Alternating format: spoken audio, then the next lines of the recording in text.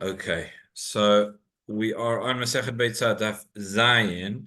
I just want to go back to something at the bottom of Daf Vav Amud Bet, which I don't think I explained clearly enough the last time.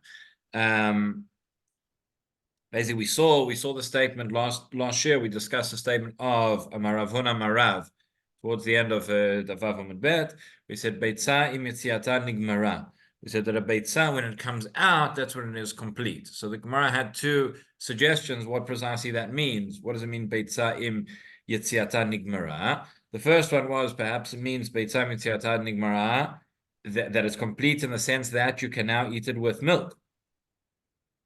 And the implication would be that so long as the Beitzah is still bime'imah, where it's still inside the body of the chicken, even if it's complete, it's not complete in the sense that it's still considered flesh and it's not considered egg, which would be parv until it comes out. And the Gemara rejected that. We saw explicitly that is not the case. If you find a Beitzah nigmara inside the body of the chicken, that would still be parv. Okay, and we saw there's a discussion in the Rishonim, this discussion in the Poskim as well, exactly at what stage does that completion take place. Rashi had one opinion, others had another. But that was the first suggestion of the Gemara. Then the Gemara said, no, maybe it means Beitzah nigmara in the sense that then you can eat it on Yom Tov, right, related to the sugya of Hachanat Rabbah. But that would mean that if the egg is still inside, you find the egg in the body of the chicken on Yom Tov, that it would be forbidden. And the Gemara said that can't be the case because we have a Beitzah. So if you have a look, the second of the wide lines at the bottom of Daf Vav Amud Bet, it says V'hatanya hashochetet atanagolet umatzaba beitzim gmurot mutarot leochlan b'yom tov. We have an Beitzah which teaches explicitly that if one would kill a chicken and you find again inside the body of the chicken eggs which have not been laid, again this isn't so far-fetched when you consider that chickens produce new eggs basically every 24 hours. So you would find the eggs that are complete inside the chicken. It says mutarot lochlan b'yom tov. So for that reason, the Gemara rejects the suggestion that Beitzah yetziata nigmara means that only then it's nigmara in order to eat it on Yom Tov. And then the Gemara is going to go and give two different answers. Either it's yetziata nigmara is going to be enough kamina for mekach or memkar, in terms of somebody wants to go and purchase an egg, and only an egg that can lay chicken, that can hatch into a chick, that can only be once the egg's actually been laid, or because of the statement of Rabbi Yochanan that once the majority of the egg comes out, we consider the egg to be laid already. Either it supports Rabbi Yochanan or goes against Rabbi Yochanan. Okay, but at this stage, where the Gemara says like this, we said maybe Beitzah im yetziata nigmara means that you could eat it on Yom Tov, and we reject it because we say that you could find the eggs inside the chicken on Yom Tov, and that would be permitted. So therefore, that deal goes against what we've just said. And now the Gemara says, wait a minute. So there's an intermediate stage here, which is as follows. It says, "V'chiteima." We're in the third of the wide lines. V'chiteima kamash malan b'braita ma'idelo ashminan b'matnitin.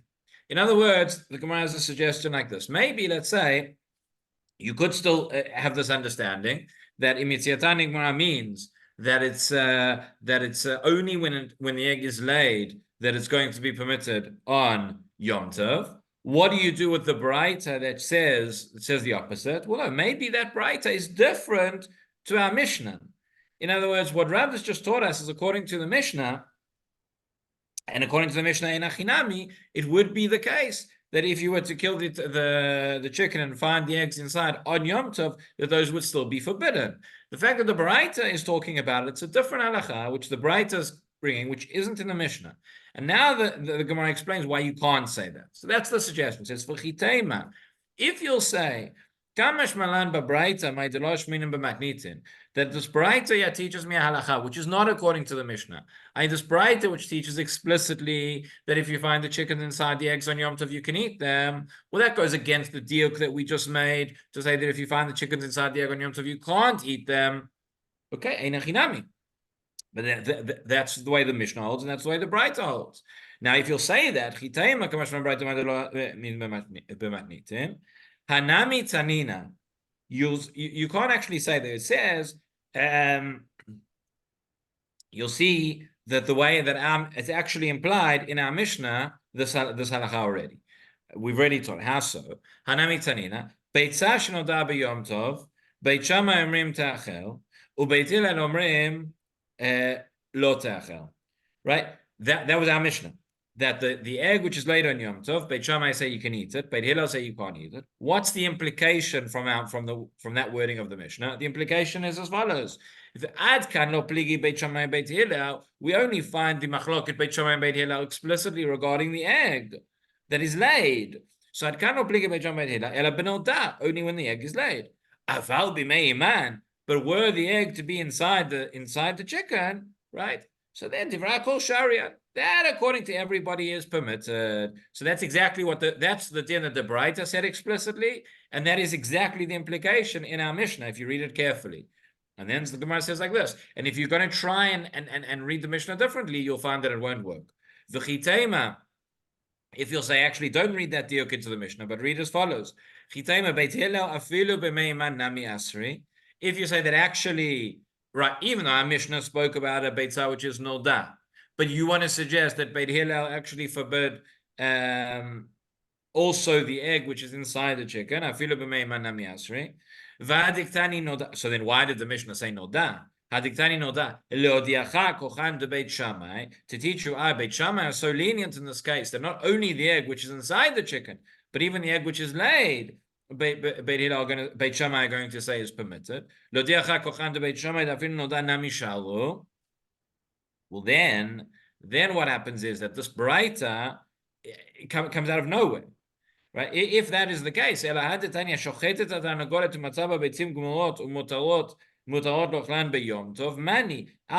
now, which comes to say that you could kill a chicken and you could find the eggs inside, which are completed, you can eat them on Yom Tov.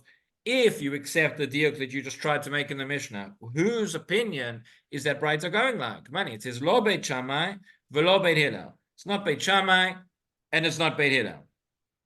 Because Rashi explains here, he says lo Beit Shammai v'lo Beit Hillel.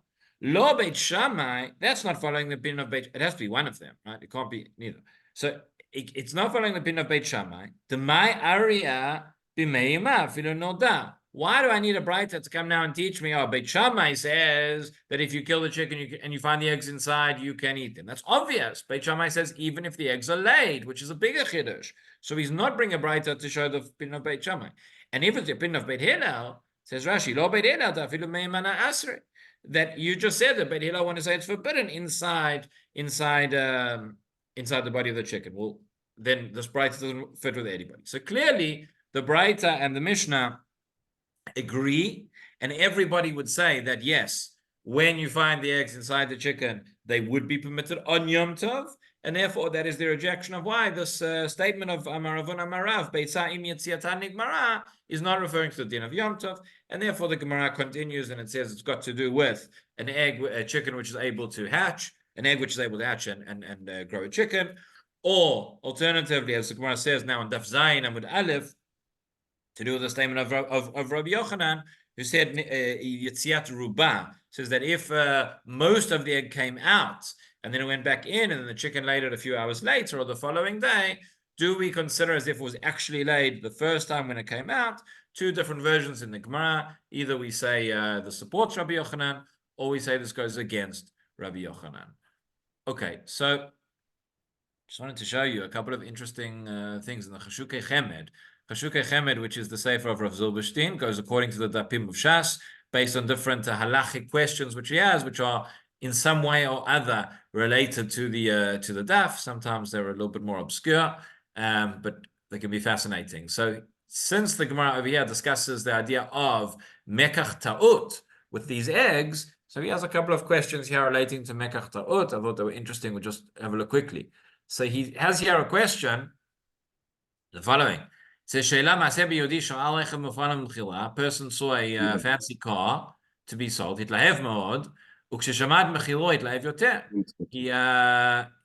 saw somebody was selling this car, and he got very excited about it. And then when he saw the price, he saw that they were offering the car, and they were selling it for half the price that is in the mechiron, the suggested price for a car that model. They were selling for half. So he thought this is a deal that's too good to be true. He went and he bought the car. Well, it was Wednesday instead of Thursday. Okay, fine. Okay, he went and he bought the car, and after he bought it, a week later, he says, "Nichnas lemechonito v'shama pitzutza." As he got into his car, he heard a loud explosion. And miraculously, he wasn't hurt. So this person, he called the mishtara, he called the police, and they said to him, he told them what happened. And they said like this: this guy was involved in, I don't know if he was involved in the mafia or whatever it is, but there was people who had a price on his head. He says that's why he was selling his car for half price. He knew he was a wanted man. These criminals were tracking his car, so he got rid of the car. He sold it for half price, and the assassination attempt wasn't on him, but it was on the guy who bought the car. So the guy who bought the car was not so pleased. So listen. So the seller said to him, "Ata Yehudi shomer Torah mitzvot. Ata tzarich la'amin shelakol kador yesh ktovet." He says, "What are you coming to me for?" Right? This is a real used car salesman. He says, "What are you coming back to me? You believe in your shomer Torah mitzvot. You believe every kadur, every bullet's got its going for the person it's meant to go for. If it was meant to kill you, it would have killed you. But it's got nothing to do with me." He quotes Chazon Ish, who says, apparently he said, planes don't fall, people fall. He said, cars don't explode, people fall. Okay. The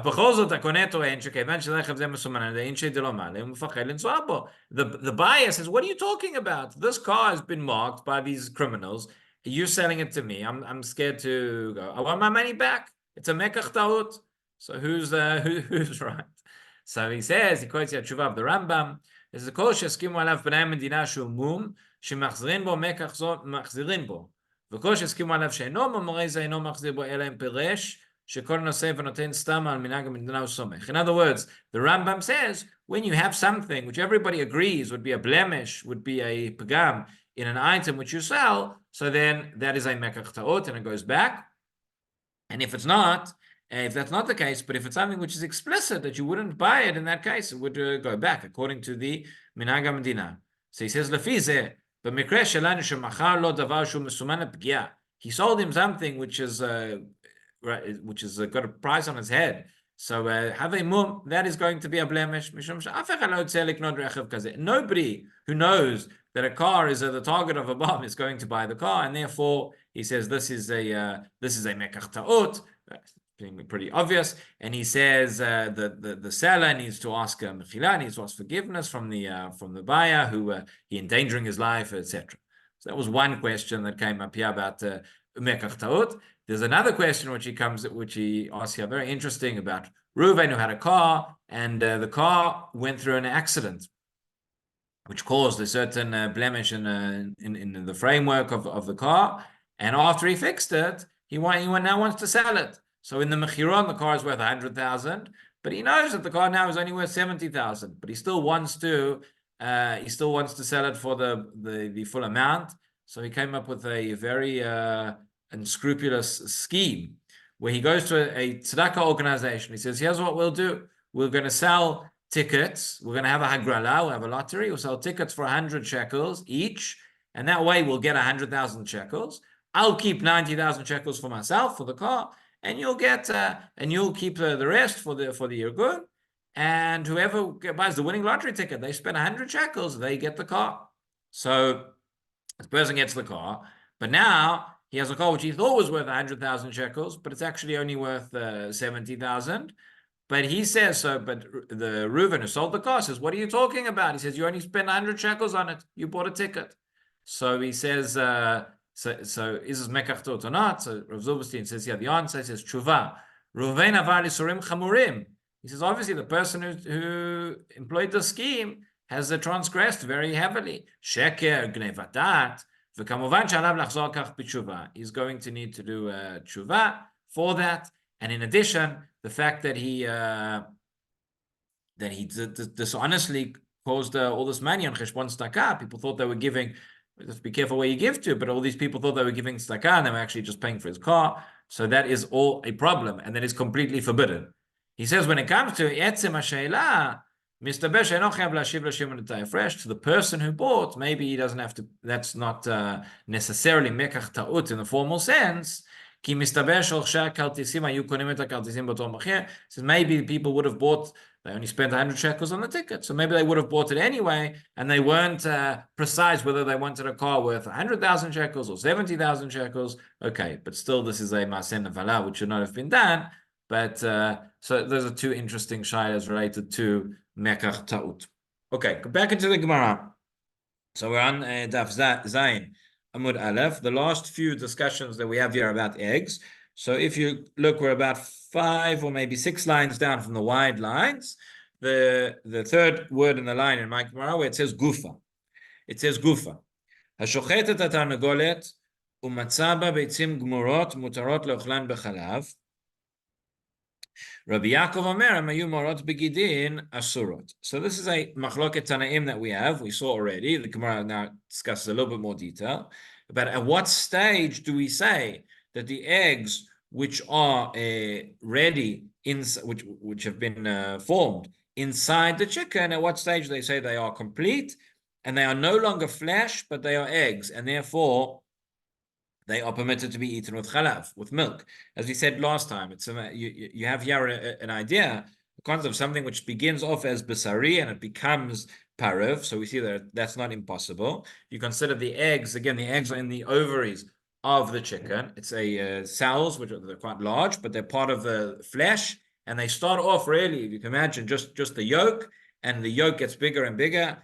Afterwards, a white membrane forms around that on top, and afterwards the shell forms outside that. So at what point do we say that it's considered bashel, that it's considered an egg and no longer flesh? So the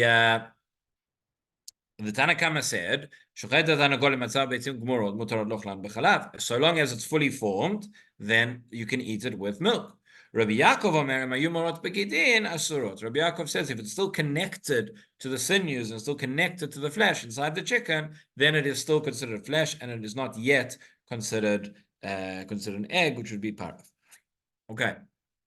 So now we have another Beitzah, which is related, and the Gemara is going to ask which of these opinions does it follow? Is this like Tanakama or is this like Rabbi Yaakov? Man Tana Leha.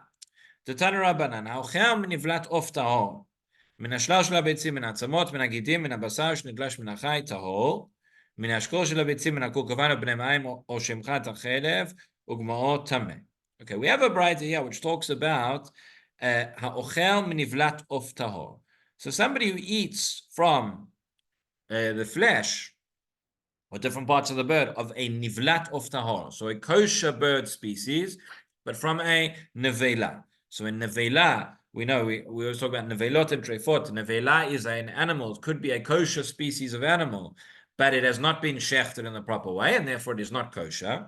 There is a special din when it comes to nivlat of tahor relating to tum'ah.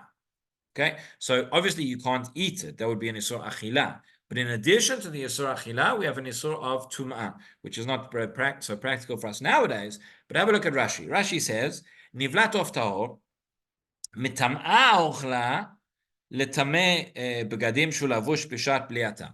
That if one was to eat the nevela of a kosher bird species, it would make the person who ate it, who swallowed it, tameh. His clothes that he was wearing at the time when he swallowed it would be tameh. However, it does not have the tumah of maga umasas. There are different forms of tumah. They come from when one comes into contact or when one carries something. Okay, so with the nivlat of tahor is a special din that just with maga, which is touching it, or masa, which is carrying it on one's back, that would not cause tumah. But it's the only case where you have midoraita, whereby eating it would cause tumah. Masechet nida yelfin alav v'achel echad min adama elu. Okay, that is learned out in the Gemara over there. So this Beitzah is discussing which parts of the nevela, if you were to eat them, would you contract tumah? Because the understanding is only parts which are considered flesh, only parts which are considered part of the meat. So now let's see. So the Gemara says, Min hashlal shel beitzim. In a moment, we'll explain exactly what that is. But the two parts of the Beitzah are going to talk about, one talks about Shalal Shel Beitzim, and one talks about Eshkol Shel Beitzim. So these are different parts in the formation of the egg. These are different stages. So we'll come back to it. But the first stage is like this. Shalal Shel Beitzim, Mina Atzamot, Mina Gidim, Mina Basar Shnitlash Mina Chai. Okay, so whether it's from the bones or from the sinews or from the flesh which was detached from the body, if one was to eat from all of those, tahor, that does not contract tumah. The implication is that the shalal shel beitzim is not considered like flesh. It's considered like an egg. It's considered separate. And then the second part of the Beitzah says, mina eshkol shel beitzim, mina kurkavan or bnei ma'ayin, right? Different inner internal organs of the bird. Or shemchat achelev ugmaor, that's took some of the fats and swallowed it. So that would be tameh. That would be that would contract tumah. So our understanding is that the shalal shel beitzim is tahor. According to this Beitzah, the shalal shel beitzim would leave one, would not, we don't view as part of the flesh. We view that as separate. But the eshkol shel beitzim, seemingly we do view as part of the flesh. So if you have a look at Rashi says min shalal shel beitzim kshen kvushin v'shlulin ukvuin b'shidra. Rashi here uses the word shidra, but which we would think to mean a spine, but it's probably more referring to the shachala, referring to the ovaries, where the eggs are formed and where they come out of.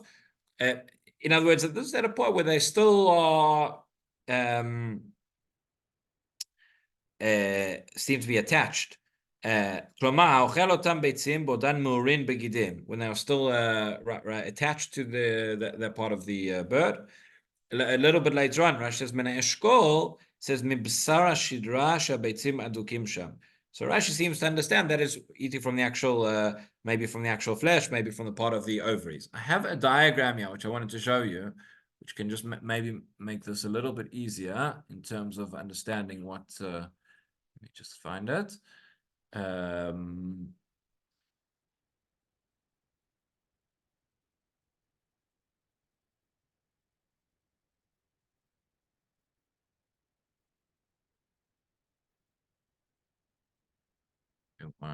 And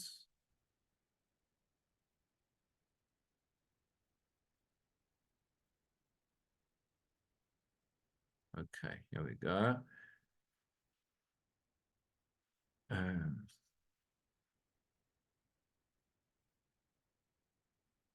Okay, so you have a look here. This is this diagram which shows essentially the formation of the egg as it goes from the ovaries and it goes through the body of the chicken. Different stages. By the way, you can see it starts off really as the just the yellow part. That's the yolk. About you can see how it goes through. About 3 hours later, starts to form this membrane around, which is the white part of the egg. About 20 hours later is when the shell forms as well. But the beginning part, you can see all these tiny little. This is what probably is referring to the eshkol shel beitzim, which is these tiny eggs, but they're really very much attached and part of the flesh, part of the ovaries, and later on they get bigger and they start to detach. That is the shalal shel beitzim. There's a photograph of it as well. And this is probably what here you can see. This is the eshkol shel beitzim, very, very, very small, but it's very much connected to the flesh still at that part. And when these things start to form, start to get bigger and start to separate, that is probably the shalal shel beitzim. So that makes sense with what we saw in Gemara, which understands that the shalal shel beitzim is the later stage, right, where it's considered more of an independent egg, that where it's tahor, whereas the eshkol shel beitzim is still would be tameh. So now says the Gemara. Steinsaltz actually calls the whole thing, the first diagram you had, eshkol shel beitzim, the large yolks and the small ones. And then he has another diagram on the other side, shalal shel beitzim, which shows basically a completed egg almost. Yeah. That's what I was showing you. There was the two different parts. That's what it's referring to. But it's clear from the Gemara where it says shalal shel beitzim is tahor. So that is not considered. That's considered an egg. It's not considered flesh. Whereas the eshkol shel beitzim is still considered flesh because that is tameh. So says the Gemara, it says, Man Tana mina shalal shel beitzim tahor. So who is the Tana who says that mina shalal shel beitzim is tahor? Or again, clearly the shalal shel beitzim is not the independent egg by itself, but it's still inside the body of the chicken. So that is Amar Rav Yosef to Loka Rabbi Yaakov. The Rabbi Yaakov, Haomer Mayum Marot Begidin Asurot. So he says the Gemara, this can't be Rabbi Yaakov, because Rabbi Yaakov said, even if you have a whole egg which is complete, if it's still connected via Gidim, that's still going to be forbidden.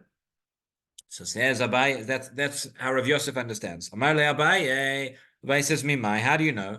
He says, maybe a Beitzah with Rabbi Yaakov and Tanakama that was only regarding the Yisur of Achila. It was regarding when it's considered a fully formed egg, that it's egg and not flesh in terms of Hilchot Kashrut. But when it comes to Tum'ah, maybe not. When it comes to Tum'ah, maybe not. Why? So says Rashi over here,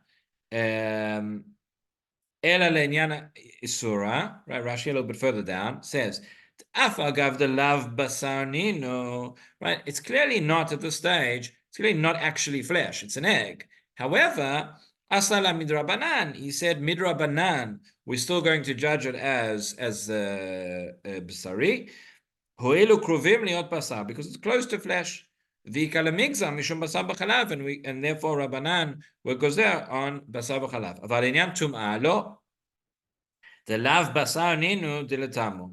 Right? It's not midoraita. I mean, understanding is midoraita. It's not flesh. Midoraita, it's an egg, certainly. So midrabanan it would also be. Says Rashi chitaim al inyan tum'ah nigzor. Maybe you'll say that Rabbanan will make a decree regarding tum'ah as well. Dilatamu midrabanan.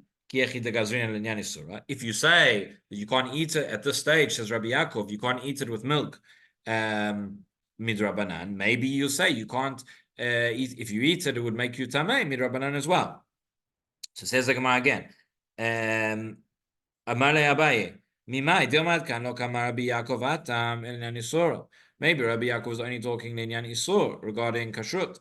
Aval Linyan Tum'ah lo, but not for Tum'ah. There we keep the din d'oraita and say that it's not actually flesh. We judge it as an egg. V'chiteim Linyan Tum'ah nami nigzor.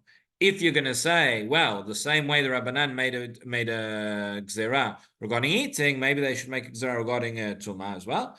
So Apushay Tum'ah, V'apushay Tum'ah mid Rabbanan lo mafshin. And we say, no, it's a different case when you're going to be making zerot regarding eating as making zerot regarding tum'ah. Why? You're going to increase tum'ah, and Rabbanan don't just make decrees to increase tum'ah. Why? Because essentially, if you're going to make lots and lots of things tum'ah mid Rabbanan, then you're going to end up being metamei taharot, and that's not going to be good. Again, since we don't practically live these halachot, it's harder to relate to them.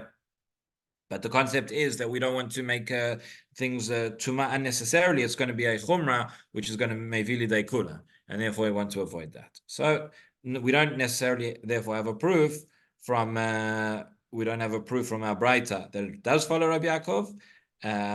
Okay, there's a bit more talk about, but we'll stop there for now, and we'll carry on tomorrow. Thank you. Feel better. Shleimo.